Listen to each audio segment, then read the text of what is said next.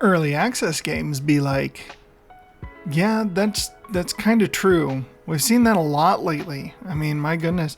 I remember when Cyberpunk came out and I heard about their little genitalia modding system, and I'm like, I bet that they put more thought into that than they did the entire game, and everyone hated me for that. Like the whole Facebook chat, like they absolutely hated me for that. But when it came out, it was an absolute mess, like I absolutely predicted it was going to be. Evidently it did get better as time went on, but yeah, when you're doing stuff like this, like just make it good to begin with. Like, put your effort into making the gameplay sound, making it work, making sure it's fun.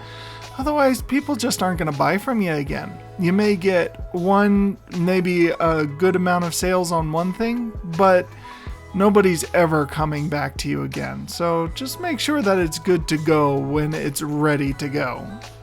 If video games make you violent, does Monopoly make you a millionaire? No, it doesn't. But, I mean, we've done a few of these things, and I'm going to keep putting them in here because this is one of those big things ever since I was a kid that people sat there and argued against video games. Once again, violent people are more likely to play violent video games, right? They're not likely to play casual games. So you have this false causality. So people think that, oh, these people are violent and they play violent video games, therefore video games cause violence. Where, kind of like last week where we saw in the one meme, no, it's violence that contributes to these people playing violent video games. And violent video games don't really have an effect on a pretty well-rounded person in general. So, no, violence in video games does not make you violent, and Monopoly money does not make you a millionaire. So there you go. Lessons of life. I did it to save my friends. I did it to save my sister. I did it to save the girl I love. I just did it because a tree told me to do it. Yeah, kind of. I mean, trees, they do be giving you quests. And no, don't ask about that particular line, but yes, trees do give you quite the quest to follow. Anyway, fantastic games. Legend of Zelda, of course, I'm a huge fan. Legend of Zelda. Everything that they've done, I have truly loved. I do like the new games again, the Breath of the Wild and the Tears of the Kingdom. I don't think that they fit into the Zelda formula or anything like that, but I do like them as games. I've loved pretty much all of the Legend of Zelda games, and they're kind of the ones that introduced me to it. So definitely thanks to my aunt who introduced me to that and kind of got me set on this downward track to insanity with video games. Boots too heavy to swim in? Better put them in my pocket. Yeah, I know, right? This is one of the things that I think about a lot in video games. It's like, if these things have a certain effect when equipped, why do they have no effect if they're not equipped? Like, what is it about the equipping that makes their effect effective? I don't know. One of those things, yeah. How on earth are you swimming with the 20 billion pounds of things in your pocket? I mean, it's got to be something like Kirby. You know, the Kirby TV show explained that he has kind of like a dimensional rift in his stomach, which is why he can just keep swallowing and eating things. Maybe it's the same thing with Link. You know, he's got some sort of magic pouch or dimensional rift thing, something that takes the actual weight out and everything just kind of out from being there specifically with him. Gamers when there's treasure in the waterfall. How original. Gamers when there is no treasure in the waterfall.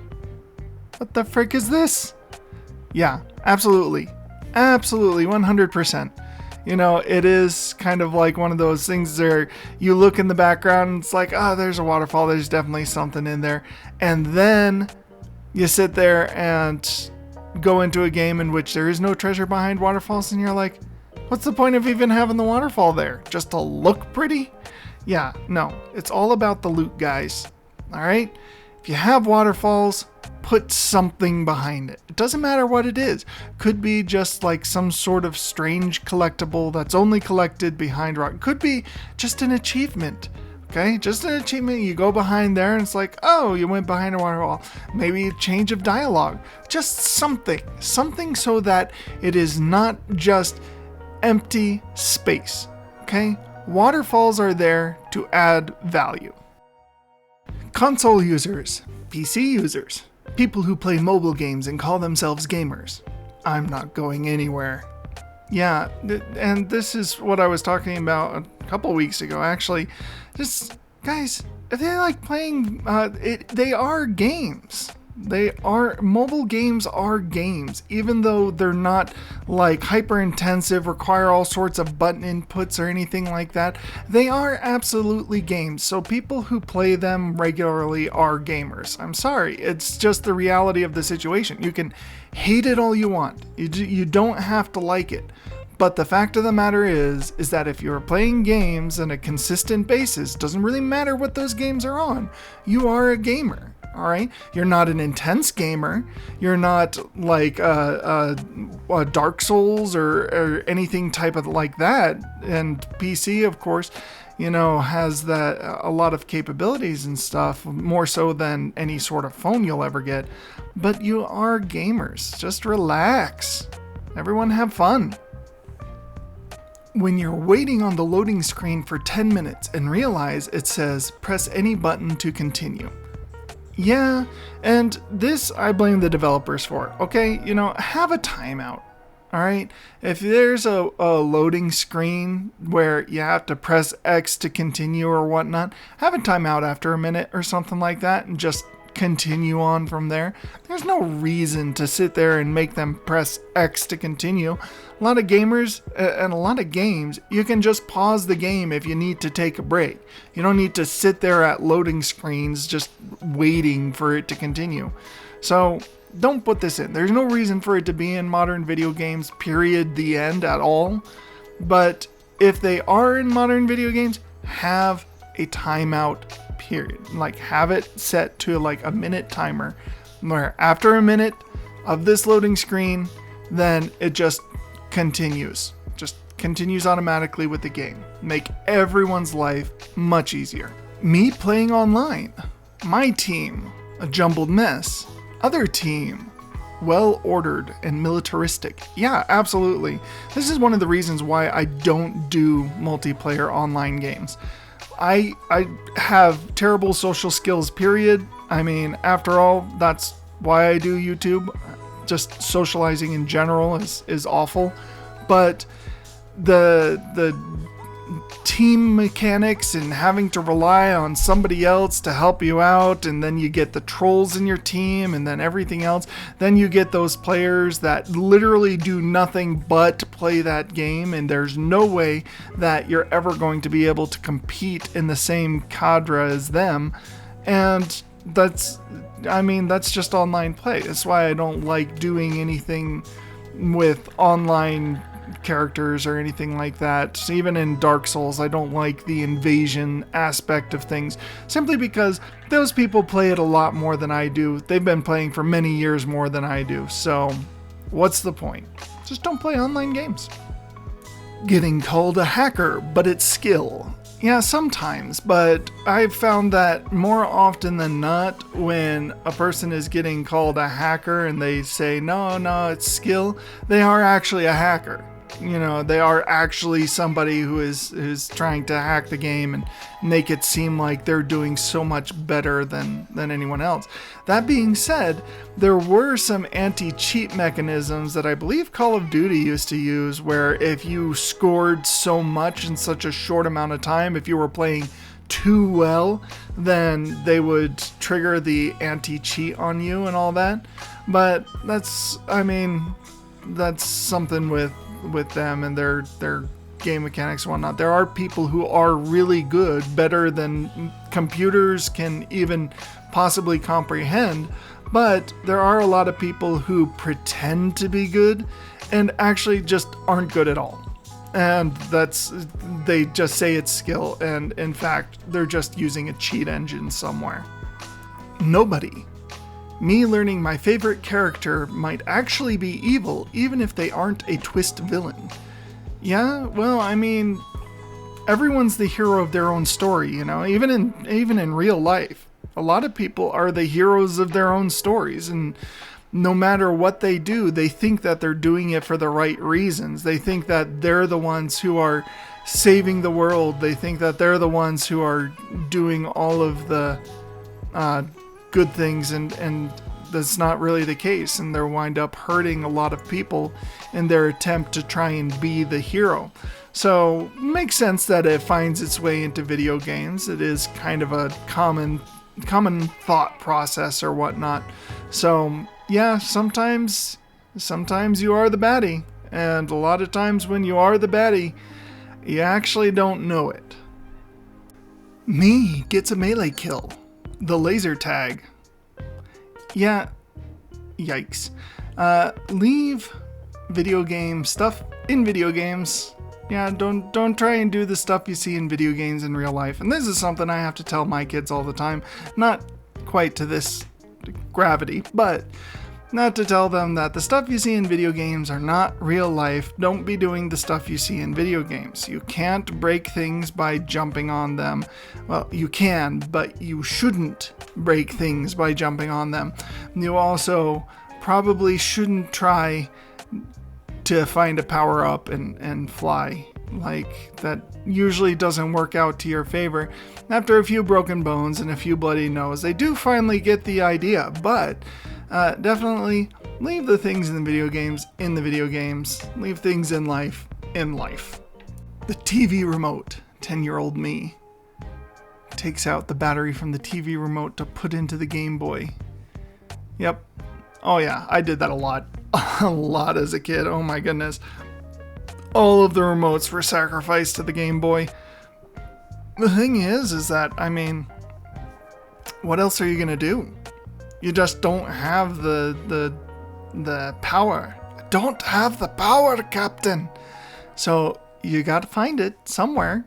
After all, if that's what you need, then that's what you need. And so taking out the battery there and sacrificing it to the Game Boy, yeah. A side note, great film. I do kind of wish that we'd go back to making great films. Like, superhero films, I don't think are dead. I just think that the way that people are making them is dead. Like, they're putting too much politics, and all you want to watch is a good show. So stop adding the politics, make the shows great. When you tell a whole story and forget to unmute your mic. Yeah, this doesn't happen to me so much with video games. It happens to me more like on Zoom calls or when I'm like in meetings or something like that. Then I forget to unmute my mic. But I have a little bit worse of an issue where I'll sit there and I'll pause gameplay recording because somebody's talking to me and I have to pause it and pause the game and then pause the recording so that I'm not recording hours upon hours of absolutely nothing happening, and then I forget to unpause it. And I forget to unpause the screen recording. And so you have whole segments of gameplay that are just missing. Thankfully I catch it usually pretty quick, but when you have stuff like that, it's really difficult to just see the issue. So yeah, don't forget to unmute your mic, and don't forget to unpause your video recording software. Playing alone, playing perfectly. Spectators 1. All of a sudden you freak out. Yes, this does happen to me. I do some streaming on Twitch and I do some streaming on YouTube sometimes. And yeah, that happens. You're sitting there doing really well, all of a sudden somebody's there and it's like, you just freak out. It's like, oh, what's going on? And yeah.